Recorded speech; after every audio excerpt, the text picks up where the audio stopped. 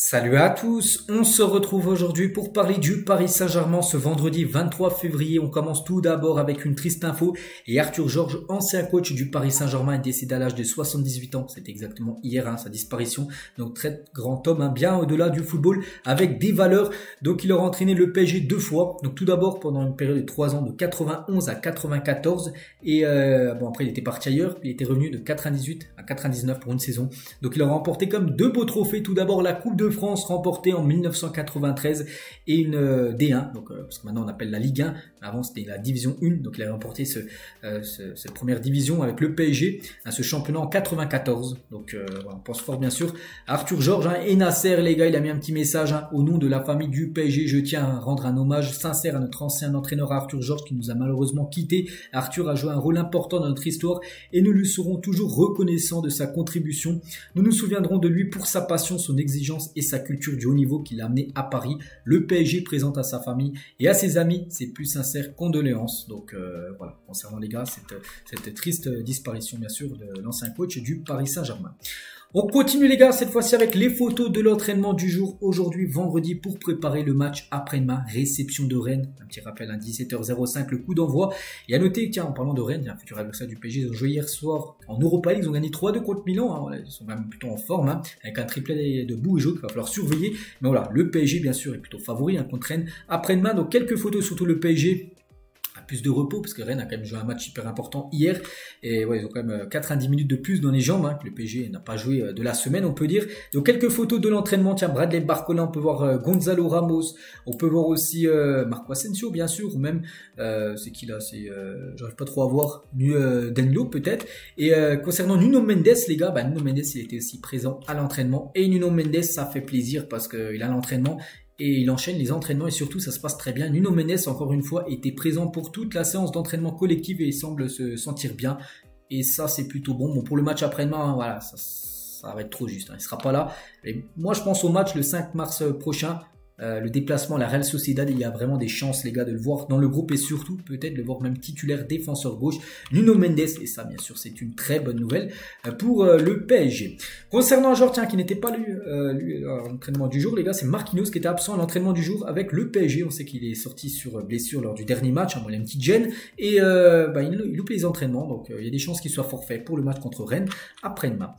Concernant de jeunes joueurs, Mayulu, Ethan Mbappé et Zagué ainsi que Joan Gadou ont pris part à l'entraînement en équipe première ce matin. Comme j'ai dit, il y a quand même pas mal, il y a des absents.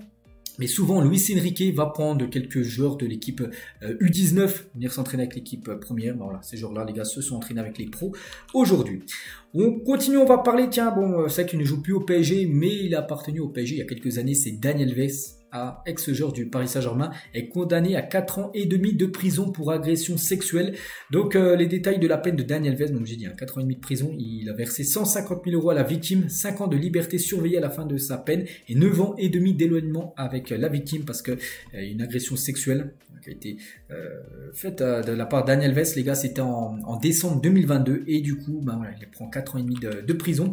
Il a noté les gars qu'il a payé 150 000 € à la victime et lui pourtant il n'a plus d'argent. C'est vrai que je sais pas ce qu'il a fait avec son argent, il a plus rien dans ses comptes et du coup c'est la famille de Neymar les gars, parce que Neymar connaît très bien Daniel Alves, les deux ancien joueur bien sûr du PSG, donc c'est Neymar, la famille de Neymar qui aurait donné ses 150 000 € à Daniel Alves pour un petit peu atténuer sa peine parce qu'il aurait pu prendre plus d'années de prison, ça a pu monter peut-être à 8 ans et c'est pour ça que ça a descendu à 4 ans et demi de prison. Maintenant il va faire plus de 3 ans et demi parce qu'il a déjà fait 1 an, il est déjà incarcéré depuis plus d'1 an, Daniel Alves. Donc voilà, quelques infos les gars concernant l'ancien parisien.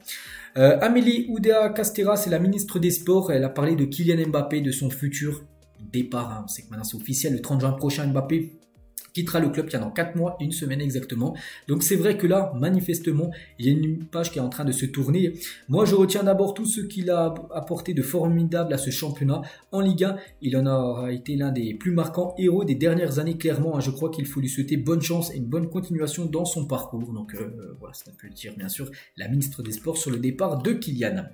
Le directeur sportif du RB Leipzig, sur Xavi Simons, à la fin de la saison, il rentrera à Paris comme prévu et nous aurons alors l'occasion de redémarrer cet été pour garder Xavi parce que voilà, Xavi Simons, parce qu'ils vont réessayer, bien sûr, l'équipe de Leipzig pour essayer encore d'avoir Xavi Simons un an en prêt, mais du côté du PSG, donc le PSG, les gars, souhaitent vraiment le conserver. C'est vrai que la saison prochaine, les gars, ça pourrait être ça, le milieu de terrain, pourquoi pas, avec Zaire Emery, avec Xavi Simons et Bradley Barcola, même s'il joue plus offensif, plus sur un couloir, il peut aussi être, je sais pas, en numéro 10, voilà. Donc c'est vrai que la jeunesse est au pouvoir, on peut dire, du côté du club parisien. Le PSG a ajouté Marcus Rashford à sa liste de potentiels recrues pour remplacer Kylian Mbappé en cas de départ. Bon, Mbappé, maintenant, c'est même plus en cas de départ, il va bien quitter le club, maintenant c'est sûr, c'est officiel. Et c'est vrai qu'il y a des noms, il y a Victor Osimhen qu'on a beaucoup vu, il y a Léo, bon Léo, moi je suis pas très chaud, je préfère Victor Osimhen, mais il y a aussi Marcus Rashford, Rashford, je sais que souvent le PSG, j'entends des rumeurs avec ce joueur anglais, donc à voir. Bon, après, il lui reste encore quelques années, je crois qu'il lui reste encore 2 ans de contrat du côté de Manchester United, donc ça veut dire qu'il faudrait bien sûr payer, ce serait pas un transfert libre, mais bon, c'est un joueur qui pourrait être intéressant, bien sûr, pour prendre la relève de Kylian Mbappé, mais que ça soit Rashford, Osimhen ou même Léao, les gars. Pour moi, bien sûr, Mbappé est bien meilleur que les 3 joueurs que j'ai cités juste avant. Luis Enrique, après ce que Kylian Mbappé a annoncé devant ses coéquipiers qu'il allait quitter le PSG, et toi, Ethan, tu vas aussi, tu t'en vas aussi l'été prochain. Ethan Mbappé il a dit non, je suis un jeune, moi je reste au PSG. Il suit pas son frère parce que peut-être imaginez Kylian Mbappé aurait pu dire tiens, ok, j'accepte d'aller au Real, mais vous signez aussi mon frère, ça se peut. Le Real aurait peut-être accepté d'envoyer du coup Ethan Mbappé avec les U19 ou même l'équipe B du Real. Non, lui il reste bien sûr du côté du PSG. Ethan Mbappé, voilà, c'est juste son grand frère, Kylian, bien sûr, qui quittera le club en fin de saison. Les stats folles de Zlatan Ibrahimovic lors de sa dernière saison au Paris Saint-Germain, c'est fou. Il a joué comme 51 matchs, si on prend en compte les 38 matchs déjà de Ligue 1, plus la Ligue des Champions, plus la Coupe de France, plus le Trophée des Champions, tout ça. Donc 51 matchs, 50 buts et 20 passes D. C'est ça que Zlatan, les gars, il a été quand même exceptionnel lors de son séjour du côté du PSG. Peut-être vraiment si on mettait par exemple une équipe type du PSG, le 11 des légendes du PSG, je pense que dans le numéro 9, ce serait lui. On mettrait peut-être Mbappé ailier gauche, mais Zlatan peut-être en attaquant. À la place peut-être de Cavani, moi je mettrais plutôt Zlatan Ibrahimovic. On va parler des filles, parce que nos Parisiennes affronteront le Paris FC en demi-finale de la Coupe de France. Donc voilà, un derby, un Paris FC contre le PSG. Donc l'autre demi-finale, je crois que c'est Lyon, c'est une grosse équipe française qui joue contre Fleury, une équipe également qui est dans la banlieue parisienne. Donc on souhaite bonne chance bien sûr au Paris Saint-Germain féminin pour cette rencontre. Et à noter les gars, nouvelle recrue du côté de la section féminine. Le Paris Saint-Germain est heureux d'annoncer la prolongation du contrat de Jade. Enfin c'est pas une nouvelle signature, c'est plutôt une prolongation de contrat. Jade Le Gulli. Bon après je suis très peu le football féminin, mais quand j'ai des infos, je vous les envoie quand même. Donc l'internationale française est désormais liée au club jusqu'au 30 juin 2027. Félicitations bien sûr à elle. Et toujours tiens avec le football féminin, on va féliciter aussi Gueye-Euro parce qu'elle a fait un gros match lors du week-end dernier et elle figure dans l'équipe type, on va dire, de la semaine sur le jeu FIFA Ultimate Team. Donc c'est que maintenant il y a les filles et les garçons, il n'y a plus que les garçons, parce qu'avant il n'y a que les garçons dans les dernières éditions du FIFA Ultimate Team. Donc maintenant il y a les filles aussi qui peuvent avoir des cartes boost. Donc la magnifique carte bien sûr de Gueye-Euro, n'oubliez pas qu'il y a aussi un autre Parisien dedans, c'est bien sûr Donnarumma qui est également présent, lui qui a fait un match monstrueux contre l'équipe de Nantes la semaine dernière. Et pour finir, le prix des places pour PSG Nice, donc j'en ai parlé il y a quelques jours et c'est vrai que les gars, il en reste encore quelques-unes si vous êtes intéressés. Allez-y les gars, des places à 5 € pour aller voir ce match qui est prévu je crois le 13 mars prochain. Voilà, donc ce sera un quart de finale bien sûr de Coupe de France. Donc voilà ce qu'il y a à dire aujourd'hui, j'espère que ça vous a plu, on se retrouve demain bien sûr pour le prochain numéro. À demain.